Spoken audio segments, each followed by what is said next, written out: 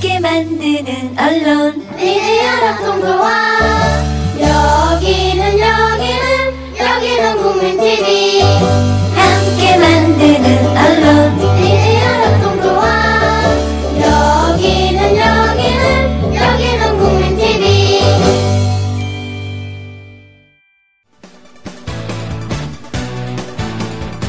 미디어 협동조합 서영석 이사장의 서영석 타임스. 청취자 여러분 안녕하십니까. 8월 6일 목요일의 서영석 타임즈 시작합니다. 저는 미디어 협동조합 이사장 서영석입니다. IMF라고 아시죠? 국제통화기금입니다. 국제통화기금이 1980년부터 32년간, 즉 2012년까지 150여 개국의 자료를 분석한 결과 이런 결과가 나왔습니다. 상위 소득 20%의 소득이 1% 늘어날 경우, 그리고 하위 20%의 소득이 1% 늘어날 경우 경제 성장에 어떤 영향을 미치느냐. 상위 소득 20%의 소득이 소득 상위 20%의 소득이 1% 늘어날 경우에는 경제가 오히려 마이너스 성장을 기록했습니다. 하위 20%의 소득이 1% 늘어났을 때는 플러스 성장을 기록했는데요. 그 차이가 무려 5배에 달았습니다. 말하자면은 하위 20%가 뭡니까? 아주 한 명부터 100명까지 늘어났을 때 81등부터 100등까지 그 사람들의 소득입니다. 우리 사회에서 그 사람들은 이른바 취약계층이고요. 한 달에 20만 원, 30만 원으로 살아가는 사람들입니다. 그들의 소득 1% 늘어나면 경제성장이 무려 상위 20%의 소득이 늘어날 때보다 5배나 더 늘어나는 사실, 바로 IMF 국제통화기금에서 나온 연구 결과입니다. 그만큼 하위 소득 20%의 소득이 굉장히 중요하다는 얘기죠. 낙수효과라는 말 이젠 많이 보편화되어 있습니다. 트리클 다운 이펙트라고 그러는데요. 물을 계속 부으면은 흘러넘친다는 건데요. 부자들에게 소득을 계속 부어 넣으면은 흘러넘쳐서 하위 소득자들에게도 혜택이 돌아간다. 이게 이른바 트리클 다운 이펙트, 즉 낙수효과입니다. 부자들에게 돈을 몰아줘야 된다고 주장하는 이명박근혜 정권이 늘 주장하는 것이 바로 낙수효과입니다.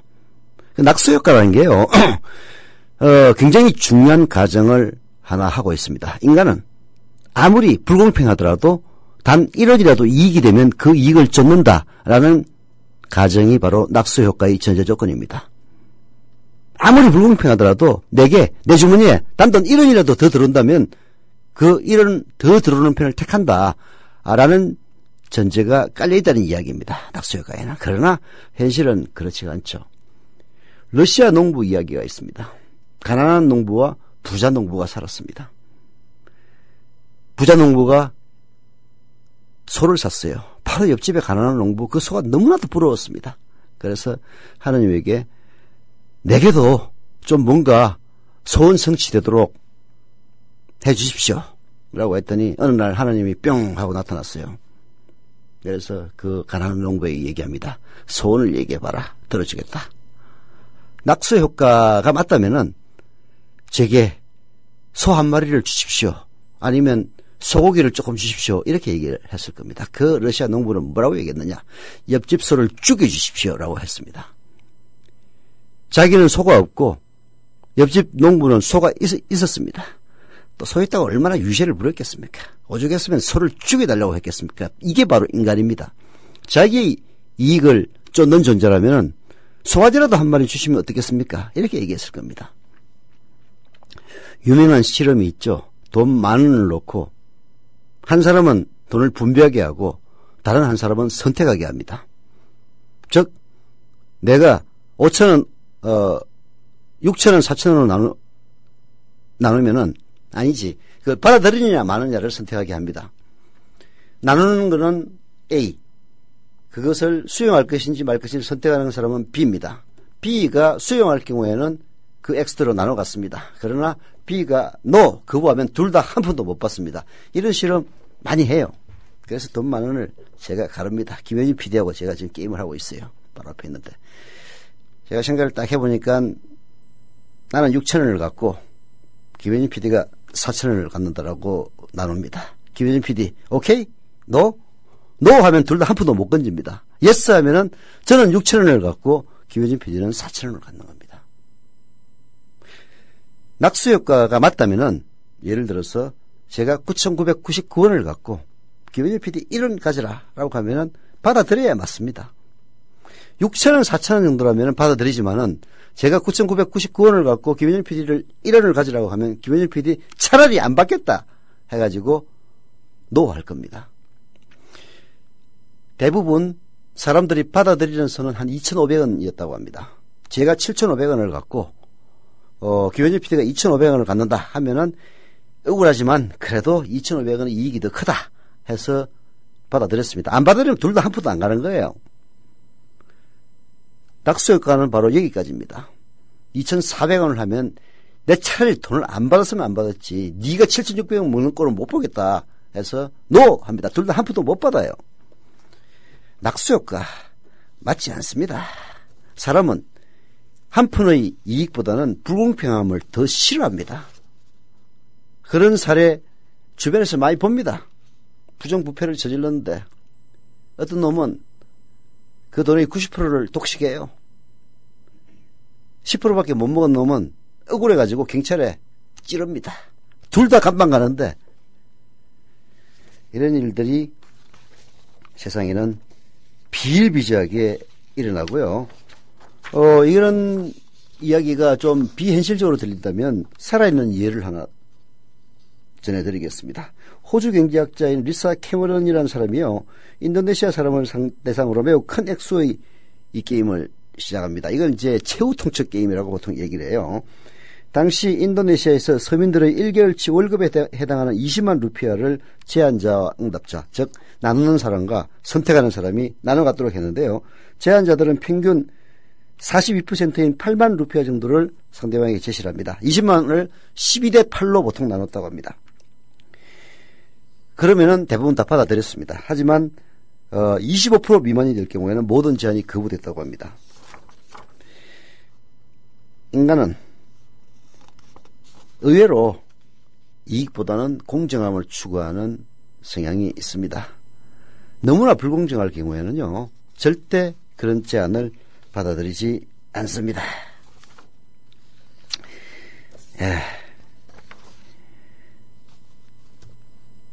낙수 효과가 작동하지 않는 또 다른 원인이 있습니다. 아까 모두에 얘기를 했습니다만은 상위 20%, 하위 20% 소득이 각각 1% 늘어났을 때 경제성장이 하위 20%에게 1% 늘어나는 것이 5배 이상의 효과가 있다고 말씀을 드렸죠. 즉 돈이 아래로 흐를 때 경제는 더 빨리 발전합니다. 왜냐하면 소득이 낮을수록 벌어들이는 소득에서 소비로 전환되는 비율이 높기 때문입니다. 그런데 그들에게 돈이 돌지 않는다면 소비 기반이 무너지는 겁니다.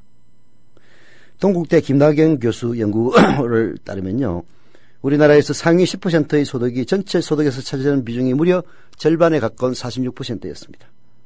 물론 미국의 48%보다는 낮지만은 일본의 41%나 프랑스의 33%보다는 훨씬 높은 수준입니다.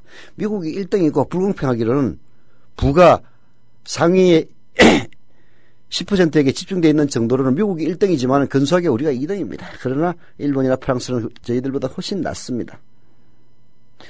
더 심각한 문제는 한국의 고도 성장기였던 1979년부터 1995년까지 상위 소득 10%의 소득 비중은 30% 정도에 머물렀습니다만은 그 이후에 30%였던 것이 무려 46%까지 거의 50%가 늘어나는 데 걸리는 시간이 20년도 채 걸리지 않았다는 사실입니다.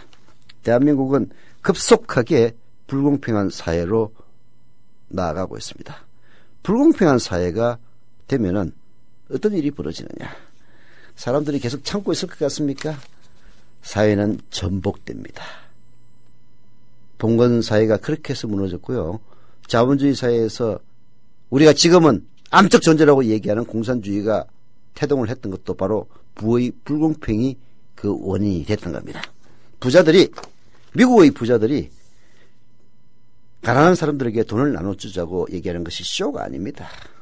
그들은 이런 부의 집중이 계속되면은 결국은 사회가 뒤집어져서, 즉 전복돼서 자기들의 부의 전체적 기반이 모두 날아갈 수 있을 거라고 생각하기 때문에 그걸 막기 위해서 가난한 사람들에게 돈을 풀자고 얘기하는 겁니다. 한국 부자들의 수준은 너무 낮습니다. 한진중공업 조양호 회장인가요? 대한항공 부기장이 이제 정년퇴직을 앞두고 사례 게시판에 글을 썼다고 합니다. 쭉 읽어보니까 뭐 소통 부재 어쩌죠 얘기하는데 하나 보니까 기가 막히더라고요. 그게 경비를 절감하라고 했더니 정비사들에게 주는 빵을 갖다 빵값을 없앴다고 그럽니다. 참. 정비사들이 빵을 얼마나 많이 먹는지는 모르겠습니다만은 그 빵값을 경비 절감을 하라고 했더니 정비사들이 빵값을 줄이는 것이 바로 부자들의 행태고요. 그 부자들을 뒷받침하면서 쪽쪽 빨아먹는 그 옆에 있는 뜰거지들의 행태인 겁니다.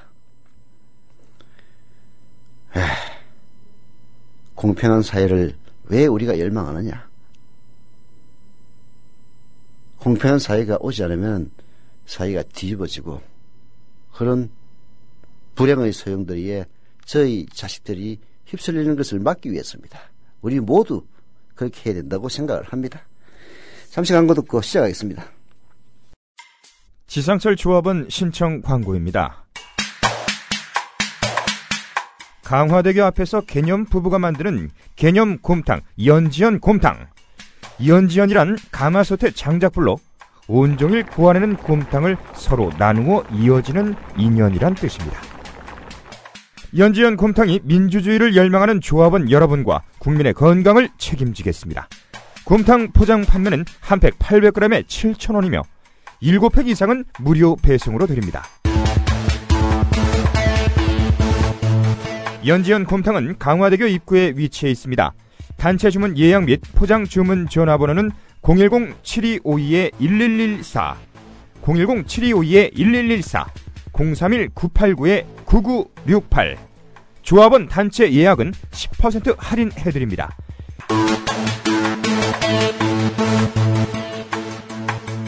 포장 판매 금액의 10%는 국민TV 후원금으로 쓰입니다. 아까 제가 오프닝에서 얘기했던 것은 제가 즐겨 인용하는 KBS 경제전문 박 기자의 글을 인용한 겁니다. 부자들의 돈은 절대 아래로 흐르지 않는다. 부자들은 돈을 쌓아둘 뿐이지 소비를 하지 않는다. 하는 그런 취지의 제목의 글이었는데요. 뭐 글은 나온 지는 꽤 오래됐습니다만은 오늘 소개해드리고 싶어서 인용을 했습니다. 자, 김현준 PD, 박종훈 기자의 대담한 경제 맞습니다. 네, 저도 갑자기 생각이 안 나서 순간 찾아봤습니다. 네. 자, 정부와 새누리당이 롯데그룹 경영권 분쟁하고 관련해서 지금 시작이 됐을까요? 오늘 당정 회의를 열어가지고 재벌, 지배구조, 개선책을 논의한답니다. 회의에서는 이 롯데 복잡한 순환출자 고리를 해소하기 위한 공정거래법 개정 문제가 다뤄질 것이라고 일단 하긴 합니다. 예. 이 롯데 사태를 둘러싼 비판 여론이 확산이 되고 재벌 개혁 요구가 높아지는 데 대한 일종의 대응인데 집권 세력으로서 뭐 당연한 조치라고 봅니다. 다만 롯데 사태의 뿌리에 이 경제민주화 공약을 헌신짝처럼 내팽개친 스스로의 원죄가 있음을 집권 세력이겠죠. 이걸 간과해선 안 될 것입니다. 네. 그게 참 새누리당이 저렇게 얘기하는 걸 보면은 진짜 좀 억장이 무너집니다.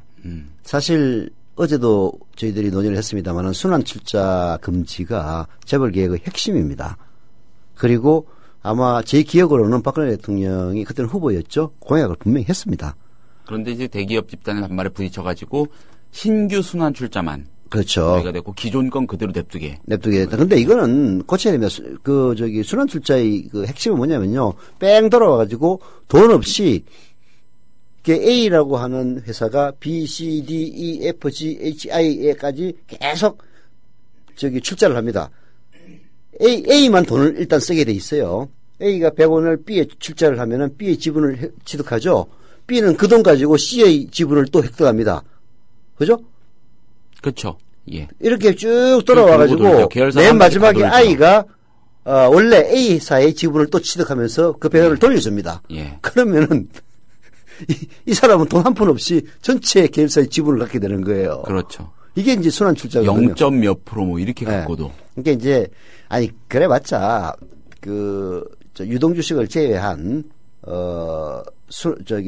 비유동 주식의 절반 이상은 어떤 방식으로도 보유를 합니다. 유동주식이라면은 장에서 사람들이 매일 치고 빠지면서 사고 그렇죠. 파는. 사고 파는 이제 이런 것들을 제외한 것의 절반은 반드시 보유를 해요. 다만 소득세라든지 배당소득 이자 안 내려고 이제 개인이 보유하는 비중이 0.78%, 0.01%인지 아니 세상에 어느 기업 집단이라는 게 미친놈들도 아닌데 0.01%밖에 안 갖고 있는 인간한테 총수라고 굽신거리겠습니까? 개인이 보유하고 있는 것은 0.01%지만은 A라고 하는 지주회사의 지분을 자기가 갖던가 친인척이 가지고 전체적으로는 50% 혹은 하여튼 지배 지분을 갖다 확보를 하는 그 방식인데 거기서 제일 즐겨 쓰는 수법이 바로 순환출자 방식이기 때문에 이걸 이제 건절해야 된다라고 하는 거예요. 그러면은 실제 지분을 취득하려면 실제 돈이 다 들어가야 됩니다. 그러면은 그렇게 계열사들에 대한 지배력도 약화되고 계열사를 많이 거느릴 수가 없게 돼 있어요. 그래서 재벌개혁의 핵심은 바로 순환출자 금지에 있는데 롯데 사태를 근본적으로 해결하려면 바로 이 문제만 해결하면 자동으로 해결이 되는 겁니다. 그런데 그렇죠. 이 정권은 어떤 정권입니까? 중소기업주들이 상속시키려면은 현금으로 세금을 많이 내는데 현금이 없으니까 지분을 팔아서 세금을 내야 될 거 아니에요. 그죠? 그러면은 결국 지배 지분을 잃어가지고 기업 성계가 어렵다. 그러니 차라리 기업 팔아버리고 나 일 안 하겠다. 이러니 500억까지는 상속세를 물리지 말자. 이런 나라 아닙니까? 실제로 그래요. 새누리당은 500억은 너무 작다. 1,500억까지 세금 물리지 말자. 중소기업 가업을 갖다가 장남에게 승계시키는 경우에는요, 돈이 1,500억이 넘는데도 상속세 한 푼도 안 물고 물려주게 하자는 정당이 바로 새누리당입니다. 그거를 본회의 그 의사진행 발언이었던가요? 네. 김관영 의원, 새정치연합. 네. 그걸로 일단 막았었죠? 그렇지. 이제 결국은. 그 건이죠, 바로. 예. 이제 500억에서 1,500억으로 늘리려다가 이제 실패했죠. 그런 정당이에요. 그게 왜 그런 일들이 벌어지느냐.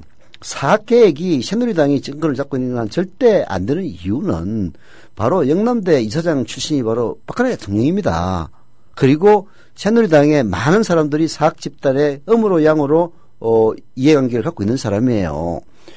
심지어는 김무성 대표 검찰에서는 힘이 없음이라고 나오긴 했습니다만은 사학재단 이사장과 유착돼서 딸을 취직시켰다는 그런 의혹까지 있지 않습니까? 소원되죠. 그렇죠. 그래서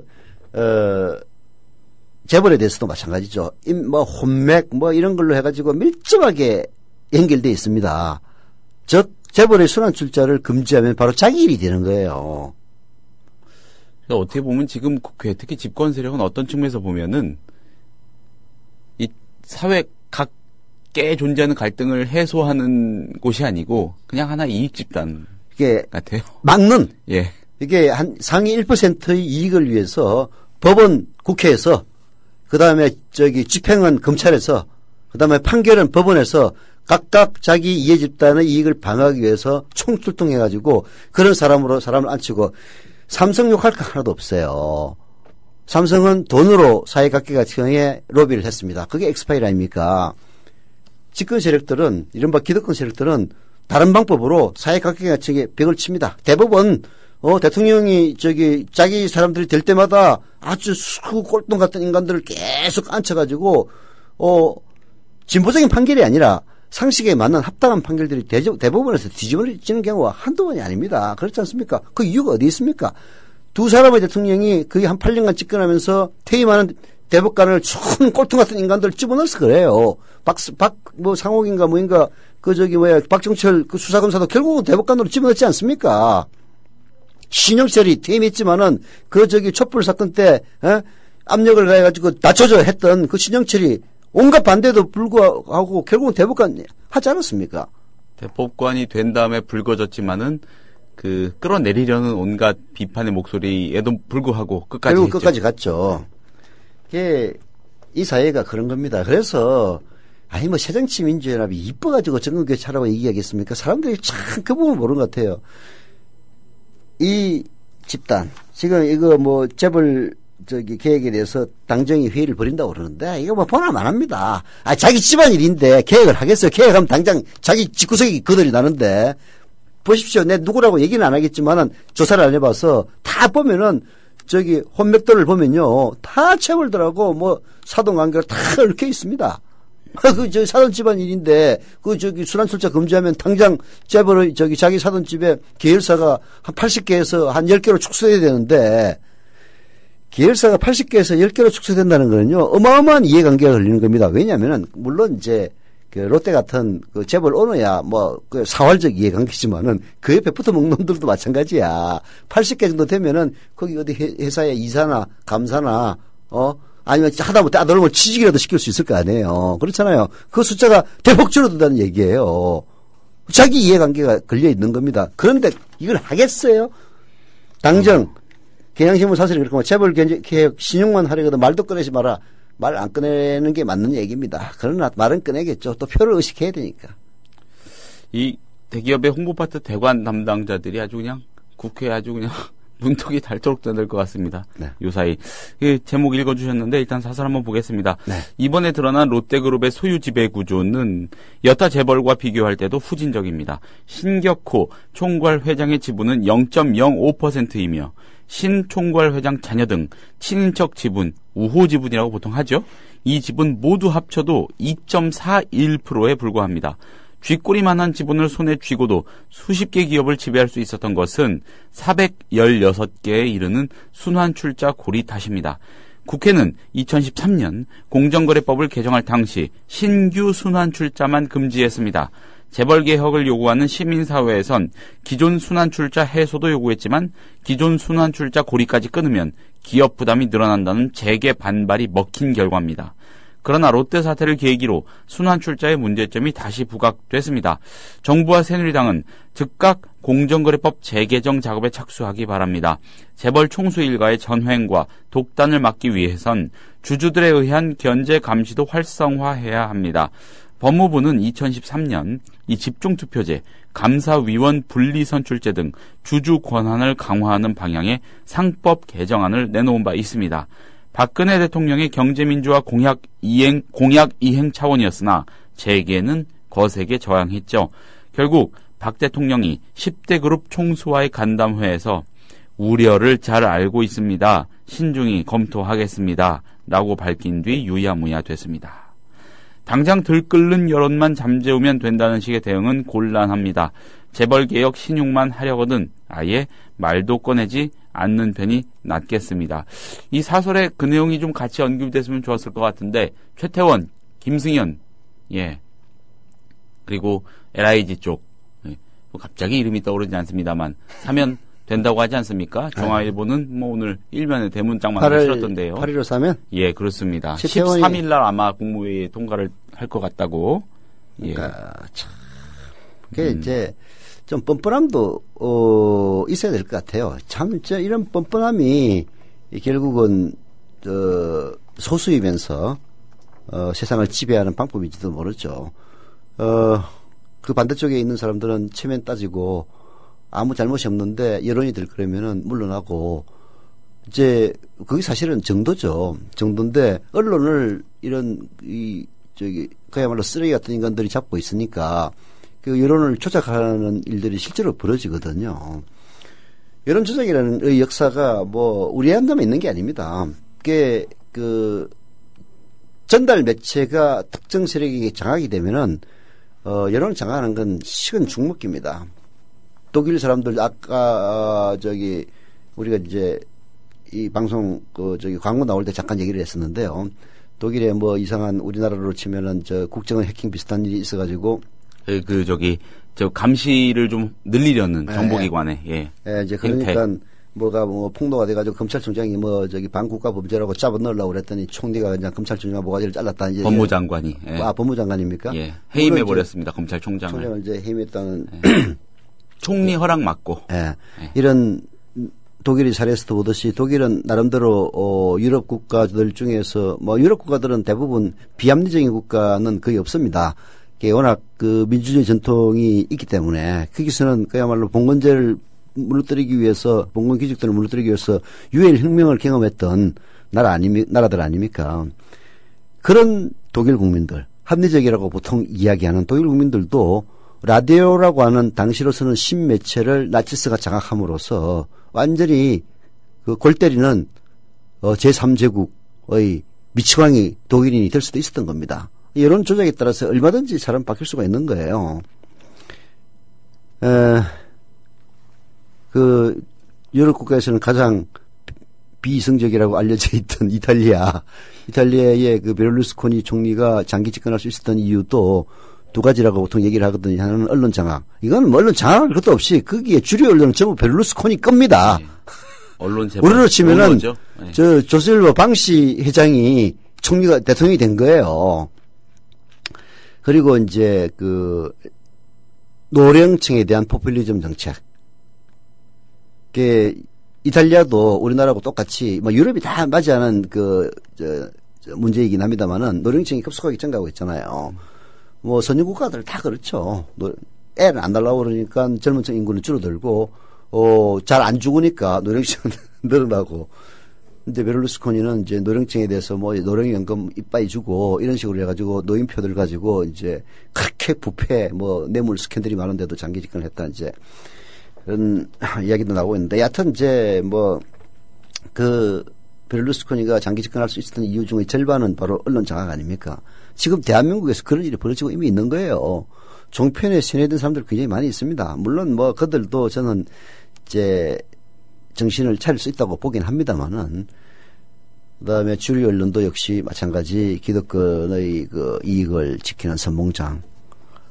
그나마 우리가 조중동 중에서 합리적이라고 이야기하는 중앙일보도 알고 보면은 재벌이익에 가장 그 앞장서서 재벌이익을 옹이하는 그런 언론 아닙니까? 참 불행한 나라죠.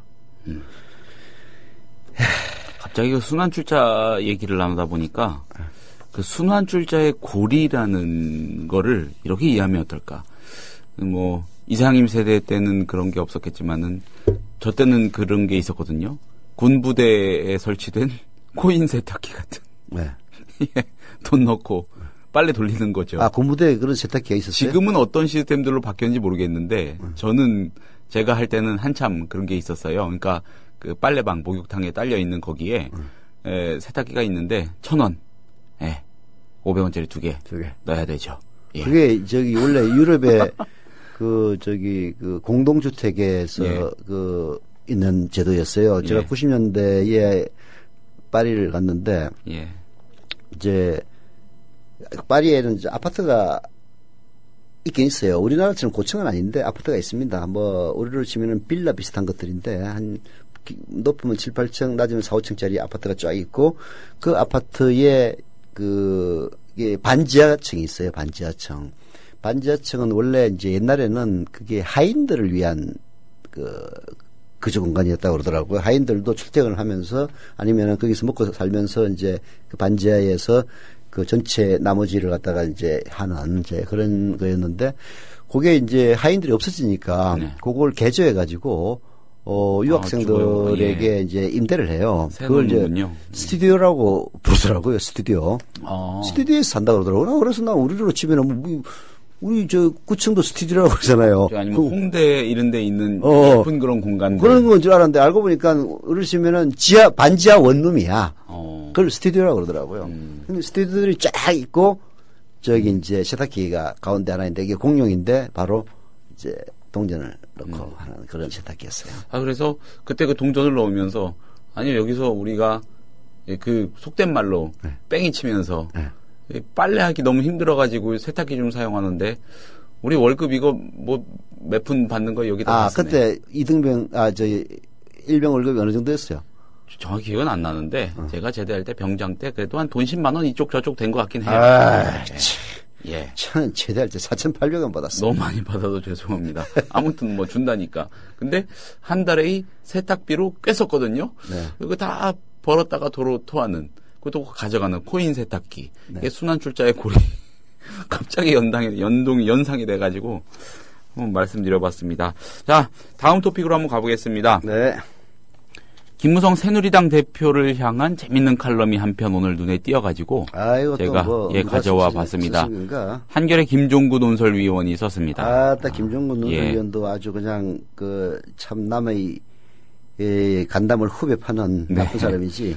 뭐라고 썼습니까? 좋은 의미의 나쁜 분이죠. 네. 자, 김종구 칼럼이라는 코너가 있습니다. 거기에 오늘 글을 실었는데 제목은 김무성 스승의 단점만 닮아서야 이렇습니다. 예. 안 읽겠네, 김무성이가. 열받아가지고. 자, 김영삼 전 대통령 밑에서 정치를 시작했다는 거 김무성 대표가 뭐 유명한 얘기죠. 김 대표는 가장 닮고 싶은 정치인으로 YS를 내세웁니다. 네. 자신을 YS와 같은 정면 돌파형 정치인, 보스형 정치인의 이미지에 접목시키고 싶은 마음도 있어서일 텐니다. 아니, 어디 닮을 데가 없어. 김영삼이를 닮냐. 그 돌대가리를. 하지만 김 대표가 과연 배포가 크고 선이 굵은 정치인인가 하는 점은 한번 생각해 볼 문제입니다. 네. 일단 뭐 YS가 선은 굵죠. 예. 어느 면에서 그는 YS의 긍정적 면모는 제쳐놓고 부정적 면만 닮아가고 있는 게 아닌가 하는 생각도 듭니다. 김무성 대표가 새누리당 대표에 당선된 뒤 주변의 몇몇 원로급 인사들은 그에게 두 가지만 잘 유의하면 여당의 대선 후보가 될 수 있다면서 첫째, 박근혜 대통령에게 절대 대드는 모습을 보이지 말고 둘째, 각별히 입조심을 하라는 조언을 했다고 합니다. 첫째 조언은 김 대표가 확실히 금과 옥조로 지키고 있습니다. 뭐 자의반 타의반일 수도 있겠지만 아무튼 현직 대통령과 각을 세우기에는 아직 시기상조라고 여겨서인지는 몰라도 어쨌든 박 대통령 앞에 납작 엎드린 모습은 YS가 민자당 대표 시절 노태우 대통령을 밀어붙여서 대선 후보를 쟁취했을 때 보였던 그 뚝심과 배짱과는 거리가 멉니다. 매사 입조심을 하고 경솔한 언행을 삼가라는 조언에 대해서는 이미 빨간등이 켜졌습니다. 우리에게는 역시 중국보다는 미국이다. 일본 놈들 따위의 발언을 접하며 많은 사람이 김영삼 전 대통령의 버르장머리 발언을 자연스럽게 떠올립니다. 하필이면 앞뒤 재지 않는 경솔하고 위험천만한 외교적 발언을 하는 습관을 그토록 빼닮았는지 혀를 차지 않을 수 없습니다. 그래도 좋았던 거는 안 담고 안 좋았던 것만 담고 있다 이거죠. 김 대표는 2013년 박근혜 대통령 당선인의 특사 자격으로 중국을 방문해서 시진핑 국가주석을 만나고 온 뒤 주변 사람들에게 접견 의전이 마치 옛날에 중국 황제가 조공을 바치러 온 사신을 대하는 모습을 떠올리게 해서 기분이 좋지 않았다는 이야기를 했다고 합니다.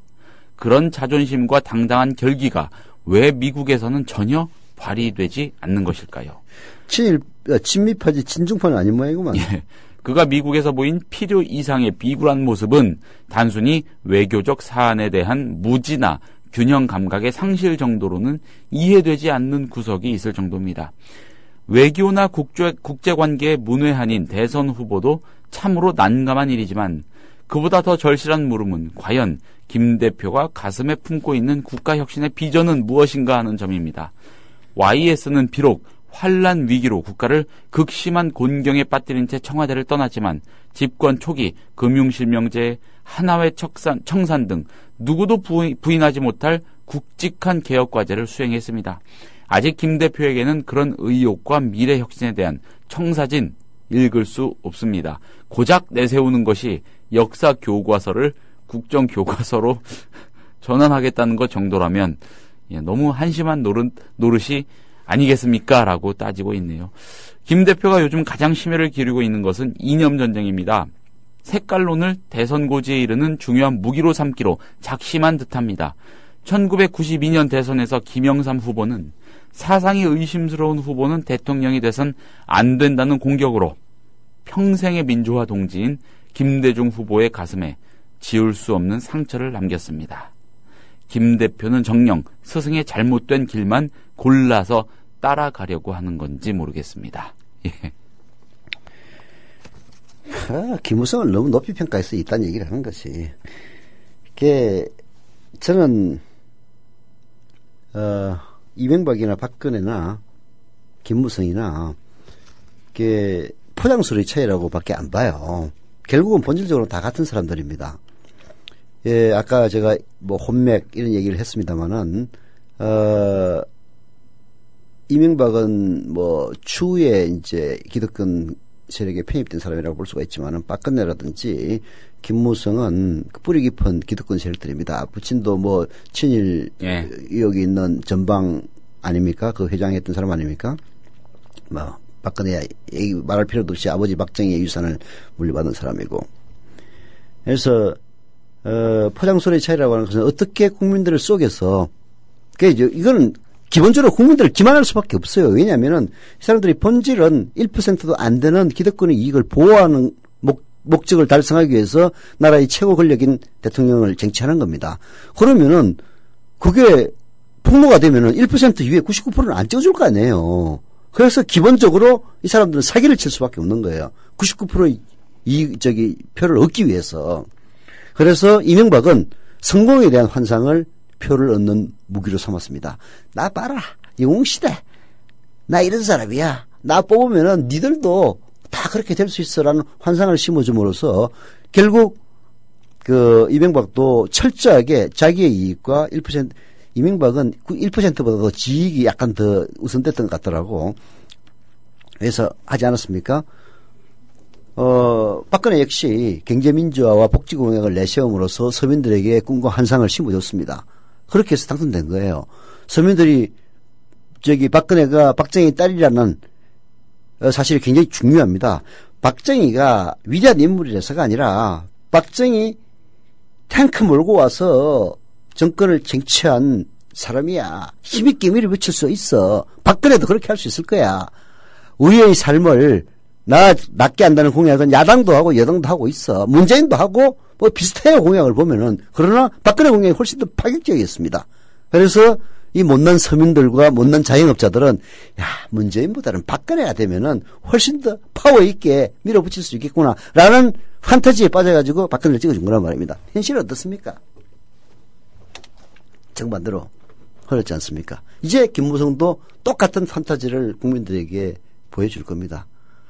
이게 이 사람들은 기본적으로 사기와 기만, 판타지 없이는 집권할 수가 없는 존재예요. 그러면 사기와 기만, 판타지가 어떻게 국민들의 뇌리에 침투하느냐? 그게 바로 언론인 겁니다.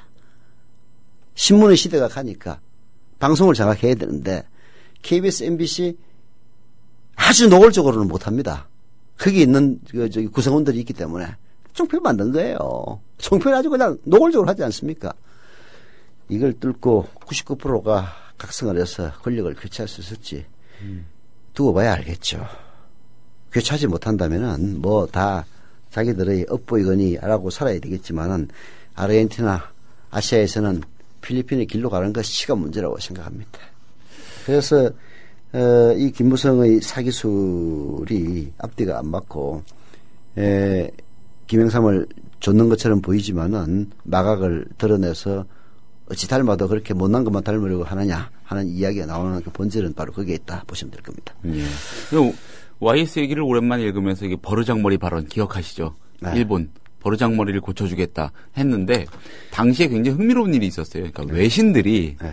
여기 청와대 출입하는 외신 기자들이 무슨 말인지 몰라. 버르장머리가 중요한 말인 것 같고 한국 언론은 막 대서특필을 하는데 아무리 번역 사전을 찾아보고 뭘 해도 없는 거죠. 버르장머리 어떻게 해야 될까 하다가 일본말로 하면 쿠세지. 그렇죠. 그래서 일종의 그거를 고유명사처럼 인식을 해가지고 버르장. 버르장머리를 BUR 뭐 이런 식으로 시작을 BU로 시작했던 기억이 납니다. 네. 예, 그 JANG 이런 식으로 아무튼 그냥 그대로 그 작은 따옴표 해가지고 영어로 예, 그대로 발음을 직역해서 그렇게 사용했던 기억이 아니, 이제 나네요. 뭐, 예. YS나 김무성이나 뭐, 개인적인 자격으로는 충분히 얘기할 수 있는, 그죠. 근데 이제, 자기 대권을 뭐, 자기가 꿈꾸는지 아니면은 뭐, 다른 사람이 꿈꾼다고 하는지는 모르겠습니다만 하여튼 그런 사람들이 할 이야기는 아니다는 얘기죠. 예. 제가 미국 놈들 혹은 북한 김정은이 새끼 얘기하는 거 아무 상관없습니다. 그러나, 제가 예를 들어서 통일부 장관이 돼가지고 김정은이 새끼라고 하다 그 미친놈이지. 그렇잖아요.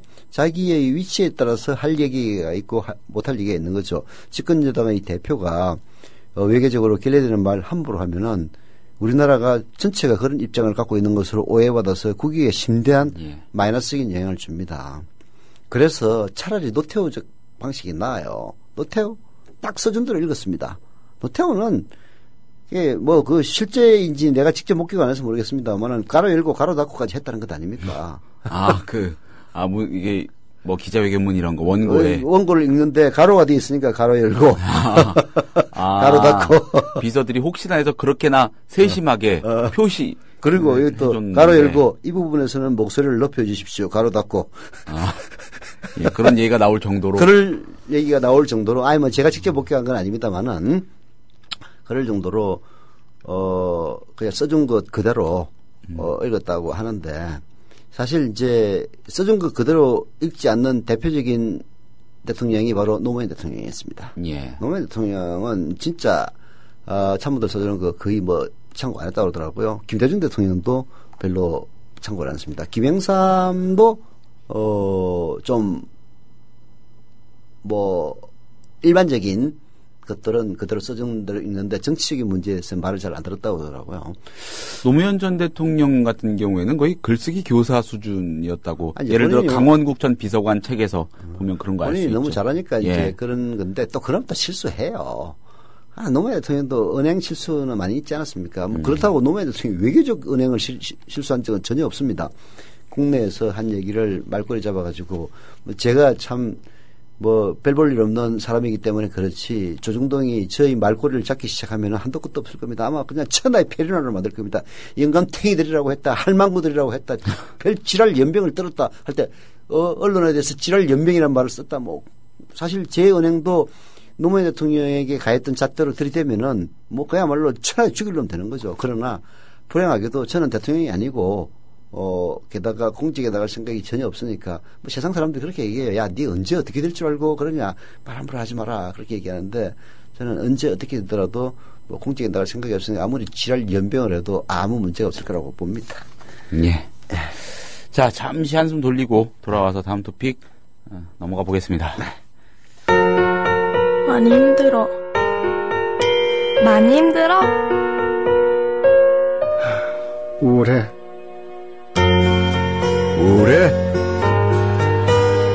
고민 있어요. 고민 있어요? 사랑의 물음표를 붙여주세요. 관심의 물음표를 붙여주세요. 힘들어하는 이들이 혼자가 아님을 알 수 있도록 지금 말을 걸어주세요. 당신의 물음표 하나가 생명을 살릴 수 있습니다. 공익광고협의회. 이 루스 베이더 긴즈버그라는 이름 요 며칠 회자가 되고 있습니다. 미국 연방 대법관입니다. 구인의 현자라고 일컬어지는 그 현자 9명 중 한 명입니다. 예, 종신제죠. 또 미국 대법관은 그는 미국의 9명의 연방 대법관 중에서 진보 성향을 대표하는 인물이기도 합니다. 긴즈버그 미국 연방 대법관 얘기입니다. 네. 지난 6월 미 대법원이 동성결혼 금지법에 대해 5대 4의 의견으로 위헌 판결을 내릴 때 주도적인 역할을 한 인물로도 알려져 있죠. 네. 긴즈버그 대법관 그의 성향대로 엊그제 국내 성소수자들과 식사를 하면서 방한했죠. 네. 성소수자 인권 상황과 법제도 등에 대한 의견을 나눴다고 합니다. 양승태 대법원장, 김소영 대법관 등을 만난 자리에서도 줄곧 소수자 보호 그리고 인권을 소재로 올렸다는 후문입니다. 소수자 보호와 인권 신장 측면에서 헌법 가치를 보호, 구현하려는 법조인으로서의 일관된 신념과 자세가 드러나는 대목입니다. 한국일보 사설 한번 보겠습니다. 네. 대법관 구성 다양화 필요성 일깨운 미 연방 대법관 이런 제목입니다. 긴즈버그 대법관이 자신의 진보적 성향과 신념을 스스럼없이 드러낼 수 있는 것은 사회의 다양한 가치관을 수렴해서 판결에 반영하는 미 대법원의 구성과 체계 덕분이라고 합니다. 미 대법원은 대체로 보수, 진보, 중도 이 성향의 대법관들이 황금 비율 4대 4대 1 정도로 황금 비율을 이루어서 사회의 여러 목소리를 대변하며 치열한 논쟁을 통해 결론을 도출하는 것으로 알려져 있죠. 법 체계가 사회의 변화와 요구를 제도적으로 수렴하고 포용하여 심각한 양상으로 번질 수 있는 갈등과 대립을 법 테두리 내에서 완화시키고 사회가 더 의미 있게 발전하도록 역할을 하고 있는 겁니다. 그러나 우리 대법원의 현실은 대조적입니다. 양승태 대법원장 등 대법관 14명 중 진보 성향 대법관 한 명도 없습니다, 지금. 예. 그나마 뭐 독수리 오형제 이렇게 버티고 있던 시절이 있었는데 그것도 옛날 옛적 이야기가 돼버렸죠. 전임 이용훈 대법원장 시절 진보적 성향 대법관 5명, 예, 바로 이 얘기입니다. 포진을 해서 우리 사회 빈곤층과 약자, 소외계층을 좀 더 배려하는 목소리를 냈던 것과 비교하면 이념적, 철학적 스펙트럼이 너무 편향적입니다. 더구나 14명 중 검사 출신 1명을 뺀 13명 전원이 고위 법관 출신입니다. 서울대 법대 출신이 12명, 남자가 12명입니다. 엊그제 대법관 후보 추천위원회가 오는 16일 퇴임하는 민일영 대법관 후임 후보 3명을 발표했습니다. 민일영 대법관은 그 박선영 전 자유선진당 의원이던가요? 네. 예, 남편이죠? 네. 자, 그런데 서울법대 법관 출신 50대 남성이라는 공식 이번에도 깨지지 않았습니다. 이러다 원세훈 전 국정원장 상고심 사건 판결처럼 소수 의견 하나 없는 13대 빵 전원일치 판결이 잇따르지 않을까 우려가 된다는 겁니다. 대법원이 사건 당사자들과 국민들이 수긍할 만큼 균형 잡힌 결론을 도출하려면 출신, 이념, 성향이 다양한 대법관들의 심도 있는 논쟁이 전제돼야 할 것입니다. 하지만 지금처럼 편향적인 대법관 구성은 사회적 약자 보호나 진보적 가치의 소극적인 일방적 판결로 귀결되기 십상입니다. 이번에 추천을 받은 3명 보니까는 지역 안배는 기계적으로 했더라고요. 호남, 영남, 서울. 예. 난 이제 뭐 우리나라의 현실이야 참 형편무인지경이니까 얘기하고 싶은 의욕도 별로 없고 뭐 그렇게 한다고 해서 예. 대법관 추천이 뭐 그렇게 3명으로 돼 있는데 그게 바뀌겠습니까? 저는 우리나라의 미국 신을 섬기는 종교 있지 않습니까? 미국을 유일 신으로 섬기는 종교가 대한민국에 존재를 합니다. 김무성 대표도 바로 미국을 유일 신으로 섬기는 종교의 대표적인 신자죠. 미국 신을 얻고 다니고 그리고 큰절을 하고 하는 것들을 보면은 그 신자인 건 틀림없는 것 같습니다. 그 신자들이 좀 약간 헷갈렸을 것 같아요. 그야말로 미국 신을 유일 신으로 하는 우리나라의 종교에서는 성소수자 하는 거는 그야말로 악마에 해당하는 건데 그 미국 신에서도 또 신중의 신인 그 대법관이 와가지고 동성 결혼을 에 대해서 합법화하라고 얘기는 안 했을 겁니다만은 그런 이제 사례들을 얘기하면서 성소수자 인권에 대한 얘기를 나눴으니 그 할배들이 참 헷갈릴 것 같아요. 이거 가서 머리띠를 두르고 미국의 악마를 물러가라고 해야 될지 아니면은 그 악마도 미국 신 테두리에 사는 거니까 같은 신이니까 눈 감고 넘어가야 될지 참 대한민국 현실이 그렇습니다. 그 대법원 판결 나왔을 때 백악관에도 그 레인보우 이벤트 불빛 이벤트 막 치러지고 그랬잖아요. 예. 그러니까 성소수자 예를 들어서 동성 끼리의 결혼에 대해서 해먹으면 갈 수 있어요. 사람에 따라서는 어떻게 남자끼리 혹은 여자끼리 충분히 할 수 있는 겁니다. 그러나 거기서 거쳐야죠.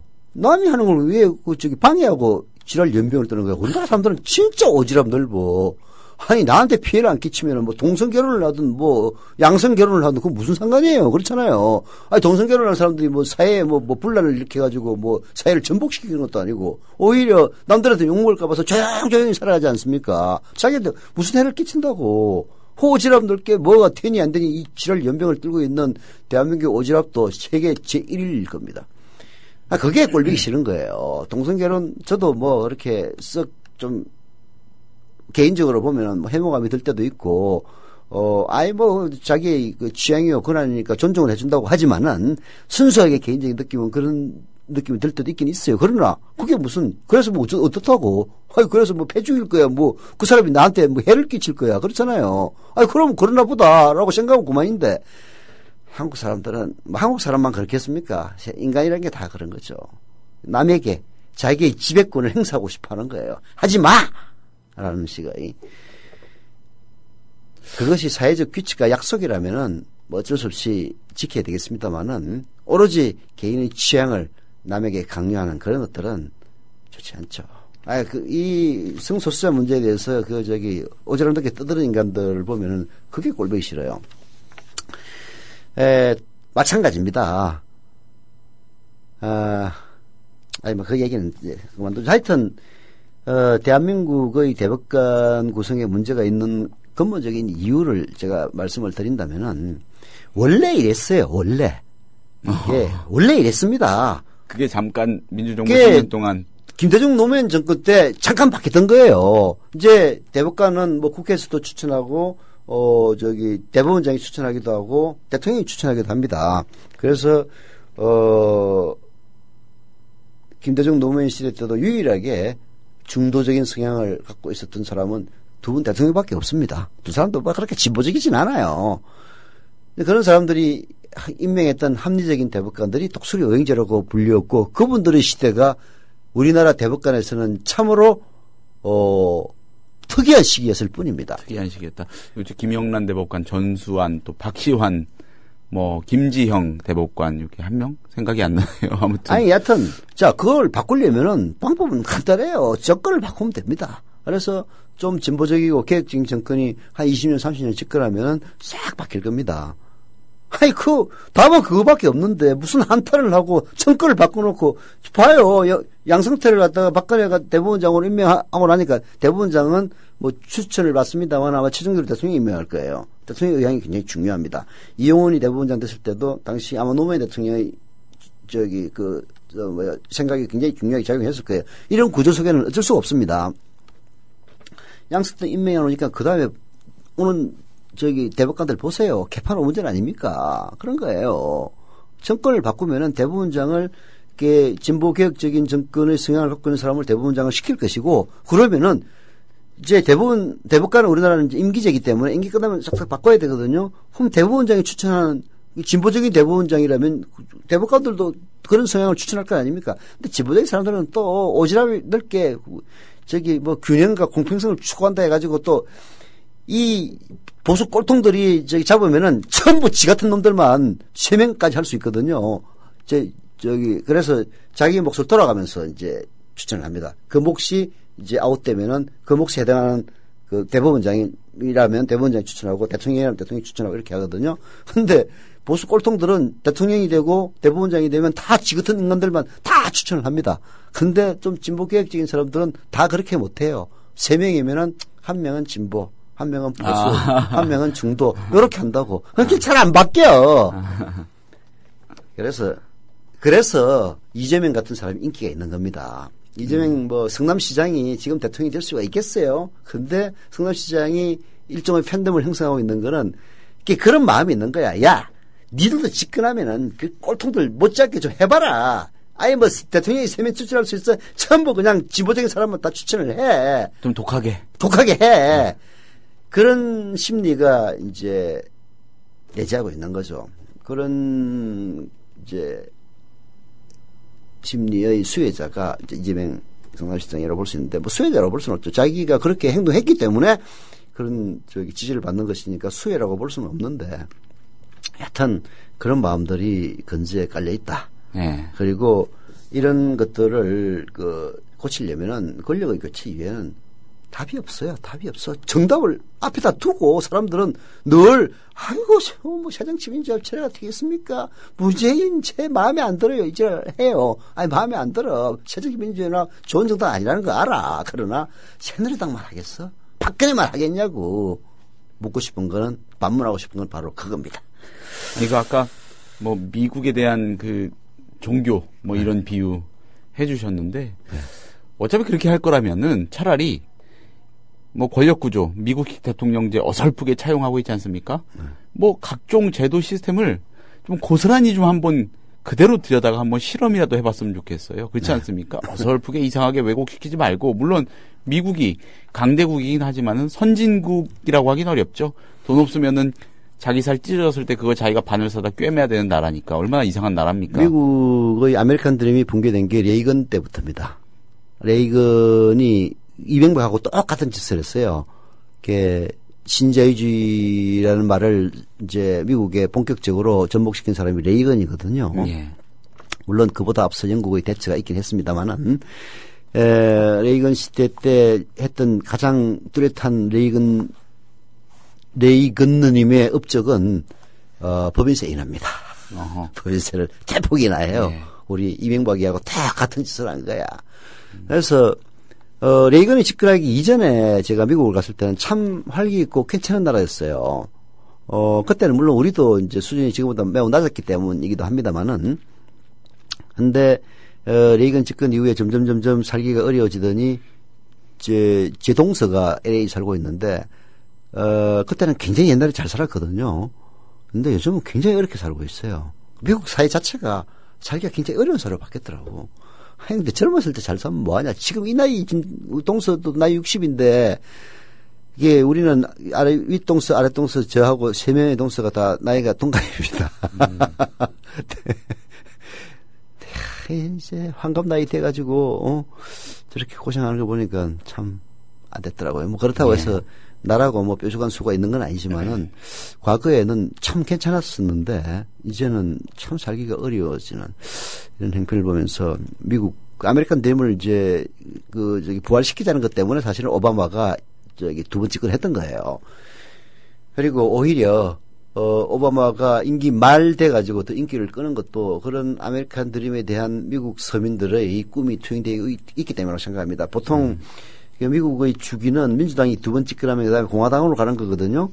그래서 이제 오바마가 두 번 집권하지 않았습니까? 예. 이번에는 이제 공화당으로 가는 게 이제 순리인데. 힐러리가 강세죠. 근데 지금은 아마 그러지 않을 거라고 보이는 것도, 게 레이건에서 부시에 이르는 신자유주의 정책이 아메리칸 드림을 산산조각으로 냈거든. 아까 나오는 걸 보면은 제가 얘기했나요? 상위 10%가 갖고 있는 부의 총량이 미국이 제일입니다. 48%.